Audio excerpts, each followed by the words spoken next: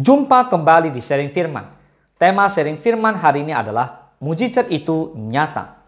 Mari kita buka Alkitab kita bersama-sama, kita baca di Matius 2 ayat 1 sampai ke 12. Perikopnya berjudul Orang-orang Majus dari Timur. Sesudah Yesus dilahirkan di Bethlehem di tanah Yudea pada zaman Raja Herodes, datanglah orang-orang Majus dari timur ke Yerusalem dan bertanya-tanya, di manakah dia, raja orang Yahudi yang baru dilahirkan itu?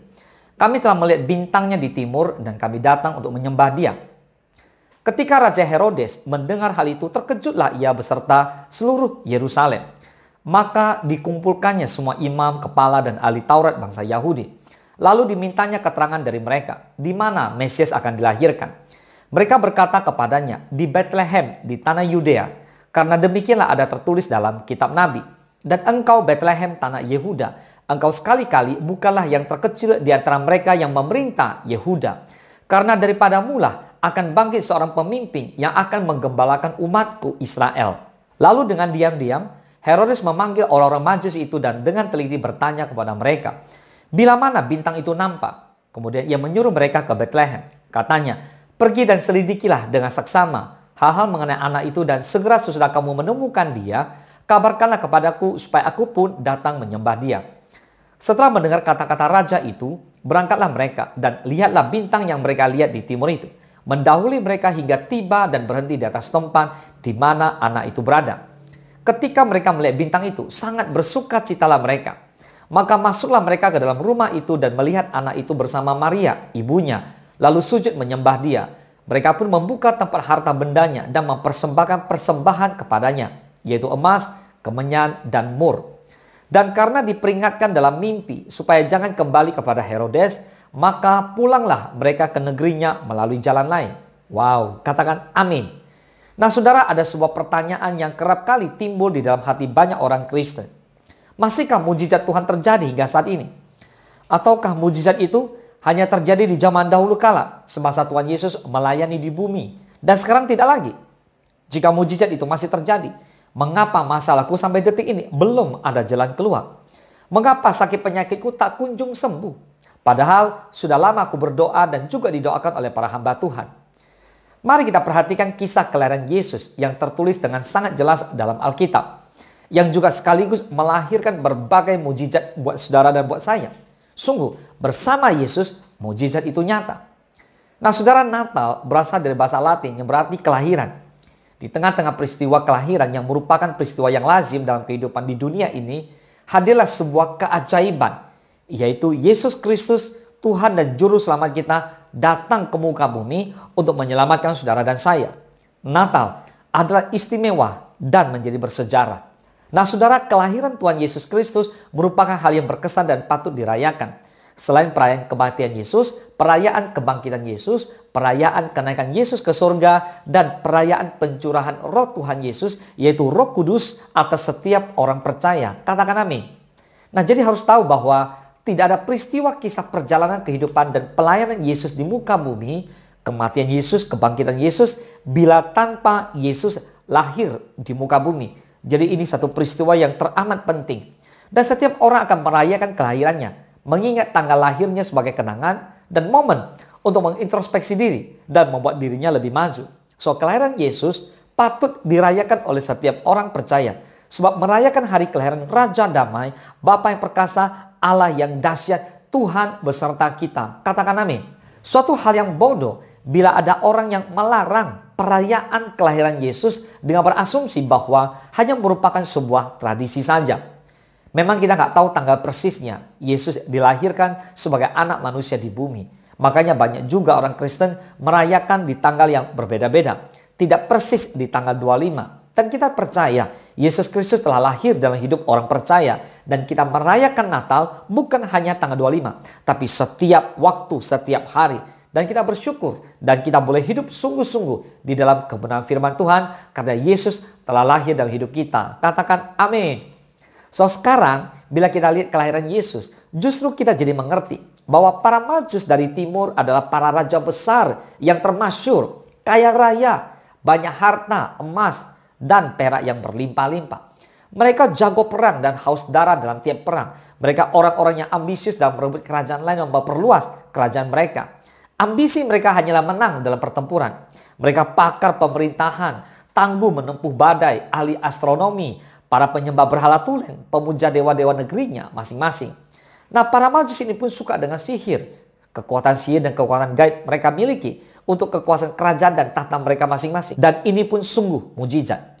Ternyata mereka sendiri dilunakkan dengan tanda dan mujizat besar di langit, di mana ada bintang yang cemerlang dan besar menuntun ke arah seorang anak yang lahir, yang menandakan anak ini adalah Tuhan yang absolut, Tuhan di atas segala Tuhan, penguasa mutlak dan penakluk atas segala para kepala dewa bangsa-bangsa. Di sini kita bisa lihat bagaimana sangat maha dahsyat Tuhan Yesus, sangat luar biasanya Tuhan Yesus saat masih bayi, membawa bintang besar melebihi belasan mungkin puluhan kali lipat daripada matahari kita. Matahari kita merupakan salah satu bintang, tetapi bintang indah dan cerah cemerlang ini berjarak puluhan juta atau ratusan juta kali kecepatan cahaya. Yesus yang masih bayi kecil sama seperti bayi lainnya, namun kudus mengarahkan bintang ini ke tempat kelahirannya di Bethlehem. Para Majus ini sungguh tergerak untuk mengikuti bintang ajaib tersebut. Mereka membaca dari kitab-kitab mereka. Mereka membaca dari ramalan-ramalan mereka. Dan mereka melihat dari sudut astronomi dan berbagai ilmu perbintangan sihir. Mereka yang semuanya mengarah tepat datangnya seorang raja terpilih ada di bangsa Yahudi. Mereka kemudian berkesimpulan bahwa semuanya tepat untuk mereka datang sendiri. Mencari dan menyembah anak yang terjanji ini. Seorang anak yang terpilih, anak perjanjian, anak perdamaian. Anak yang dikenal para Majus sebagai Tuhan yang mutlak. Katakan amin. Di Matius 2, 1 dan 2 tadi kita sudah baca bahwa sesudah Yesus dilahirkan di Bethlehem di tanah Yudea pada zaman Raja Herodes, datanglah orang Majus dari timur ke Yerusalem. Nah, dan mereka bertanya-tanya, di manakah dia, raja orang Yahudi yang baru dilahirkan itu? Kami telah melihat bintangnya di timur dan kami datang untuk menyembah dia. Lihat, para Majus berjalan ribuan kilometer, saudara, dengan kekayaan dan harta benda mereka. Wow, ini luar biasa. Dalam pertanyaan para Majus ini, di manakah dia, raja orang Yahudi yang baru dilahirkan itu? Kami baru saja melihat bintangnya di timur dan kami datang untuk menyembahnya. Wow, tentu Raja Herodes terkejut beserta seluruh Yerusalem melihat dalam jumlah dan rombongan besar puluhan raja-raja besar dari timur datang dengan lengkap para pegawai pribadi dan sejumlah banyak unta membawa harta mereka. Singkat cerita begini, akhirnya kita mengetahui bahwa para Majus ini sujud menyembah Yesus sebagai Tuhan di atas segalanya. Tuhan yang menguasai hati dan raja segala alam. Wow, katakan amin. So, kelahiran Yesus sangat-sangat dahsyat, sangat-sangat luar biasa ini memberikan kita 3 mujizat besar yang bisa kita bahas dalam mujizat itu nyata. Yang pertama, kita memiliki hak untuk menyembah Tuhan Yesus. Ini mujizat yang pertama. Harta, ketenaran, jabatan tinggi hanyalah sementara. Semuanya hanya pemberian Tuhan. Semuanya hanya dari Tuhan. Harta, kemasyhuran, dan jabatan tidak melebihi dari kebahagiaan permanen. Kesehatan, kedamaian hati, ketenangan jiwa, keindahan perasaan. Namun semua ini tidak melebihi nilai penyembahan kita kepada Tuhan Yesus. Syukur kita kepada Tuhan Yesus. Sujud kerendahan hati kita kepada Tuhan Yesus.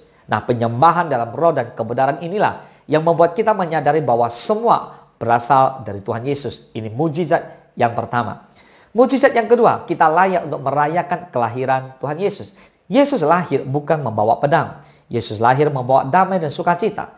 Tujuan Yesus lahir dan datang ke dunia ini adalah untuk menyelamatkan. Artinya, Yesus datang untuk memberikan kita kepastian masuk surga.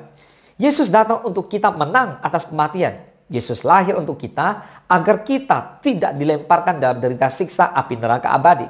Kita layak merayakan indahnya, luar biasanya, dahsyatnya Tuhan Yesus yang telah lahir ke dunia. Katakan amin. Ini mujizat yang kedua. Kita lihat mujizat yang ketiga.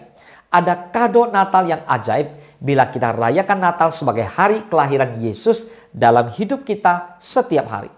Tuhan Yesus lahir dengan cara unik, ajaib dan sangat-sangat mengagumkan dan menjadi mujizat yang fenomenal, begitu spektakuler. Dengan kelahiran Tuhan Yesus yang ajaib ini, maka ia datang untuk kita menerima keajaibannya. Untuk kita menerima keajaibannya di Natal ini, maka kita membuka hati dan meminta firman-Nya bekerja untuk menyembuhkan kita, untuk memulihkan kita, dan untuk memberikan kelimpahan pada kehidupan kita. Boleh katakan amin?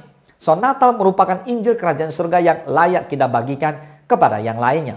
Mari saudara, saya mengajak Bapak Ibu semua untuk bersama-sama kita merayakan Natal dengan penuh sukacita dan damai. Serta siap-siaplah untuk menerima mujizat Natal di dalam nama Tuhan Yesus Kristus. Boleh katakan amin. Selamat hari Natal, Tuhan Yesus memberkati.